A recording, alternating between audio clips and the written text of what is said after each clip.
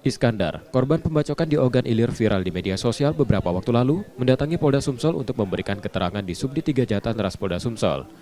Korban mengungkapkan, akibat perbuatan tersangka tangannya saat ini cacat permanen. Korban meminta tersangka yang merupakan temannya dihukum berat. Korban juga menepis tuduhan tersangka yang tidak membayar hutang sewa alat berat dan menjadi pemicu pembacokan tersebut. Iskandar menerangkan, saat itu tersangka menawarkan penyewaan alat berat miliknya seharga Rp800.000 per 1 jam. Korban yang akan menyewa 1 jam, namun tersangka memberikan 2 jam dengan 1 jam gratis. 1 pekan setelahnya korban membayar biaya penyewaan pada tersangka. 3 hari sebelum pembacokan, tersangka sempat ke rumah saat korban tengah pergi.